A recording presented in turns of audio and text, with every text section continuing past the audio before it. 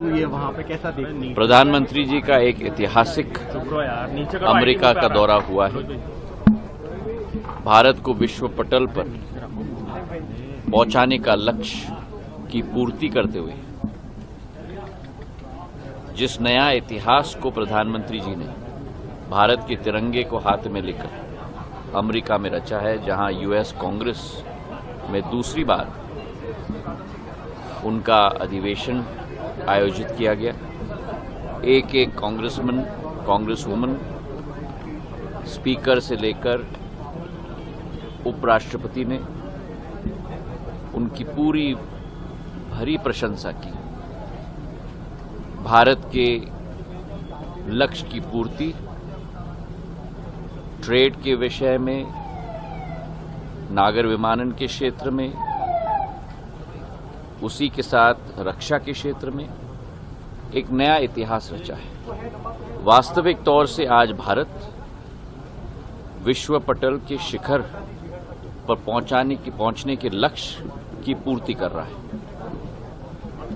पांचवी सबसे बड़ी विश्व की आर्थिक शक्ति के रूप में, देश की और विश्व की आध्यात्मिक शक्ति के रूप में जब न्यूयॉर्क गए तो संयुक्त राष्ट्र में अंतर्राष्ट्रीय योग दिवस मनाया गया, जहां इतिहास में पहली बार 130 देशों ने प्रधानमंत्री जी के साथ कार्यक्रम में शिरकत की।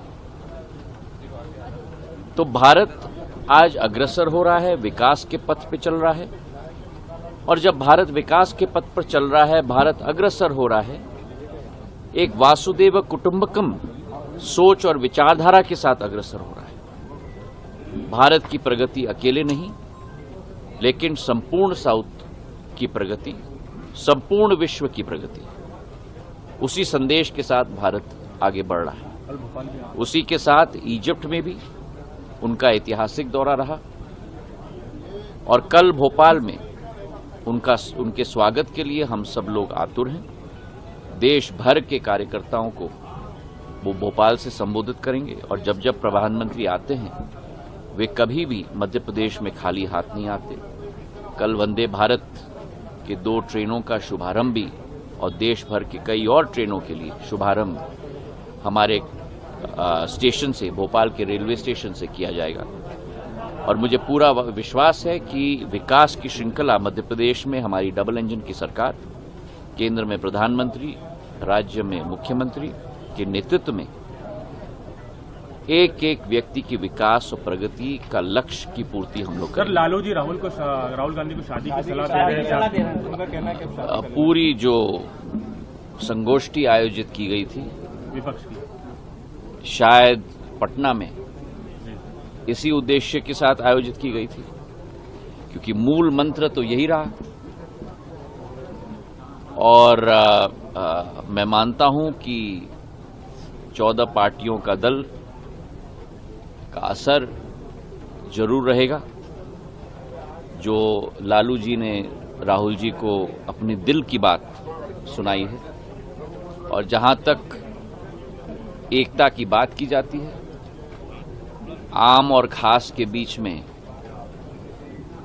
जो बड़ी दरार है वो स्वतः उस मीटिंग में उजागर हो गई, जहां एकता की पाठ पढ़ाने के लिए सब लोग पहुंचे थे, लेकिन एक दूसरे के कपड़े फाड़ने में ही लग गए। और ये वही संदेश देता है, एक तरफ भारतीय जनता पार्टी प्रधानमंत्री जी के नेतृत्व में देश को आगे बढ़ाने के लिए, देश के 140 करोड़ जनता के भविष्य का नवनिर्माण करने के लिए संकल्पित हैं, और दूसरी तरफ ये विपक्ष की टोली स्वतः की भविष्य की चिंता को लेते हुए कोशिश में लगी है साथ साथ बैठने के लिए। पर मुझे पूरा विश्वास है कि देश की जनता प्रधानमंत्री जी के नेतृत्व में एक नया इतिहास 2024 के चुनाव में रचेगी। इस बात का हमें पूरा विश्वास है।